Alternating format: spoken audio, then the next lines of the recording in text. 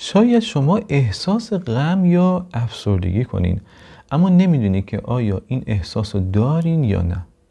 تست افسردگی تا حدودی به شما کمک میکنه نسبت به شرایط خودتون آگاه تر بشین و اقدام لازم رو انجام بدین.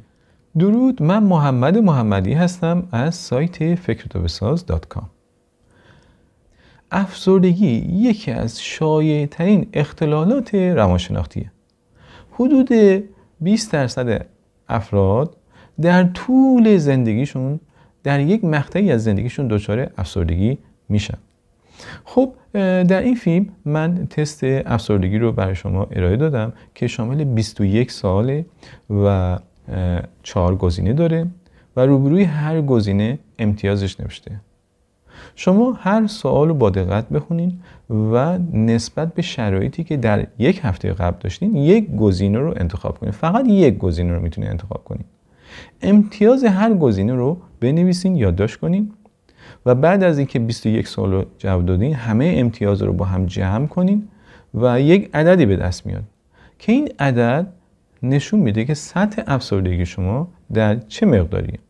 در پایان فیلم هم یک جدولی هست که شما میتونین نمره خودتون رو در اون جدول ببینید که در چه سطحی هستین و آگاه بشین و برای حالا درمان خودتون اقدام لازم رو انجام بدین. خب تست افسردگی رو شروع میکنیم. هر بخشی که اومد شما فقط یک گزینه رو انتخاب کنید و امتیازش رو بنویسید. شروع میشه.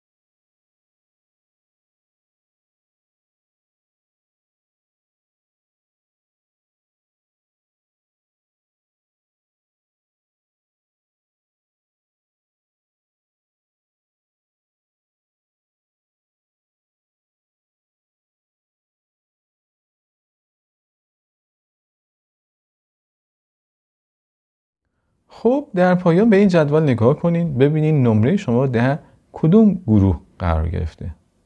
توجه کنین اگر شما دچار افسردگی شدید و بی نهایت شدید شدین، حتما نیازه که شما به یک مشاور روانشناس یا روانپزشک مراجعه کنید.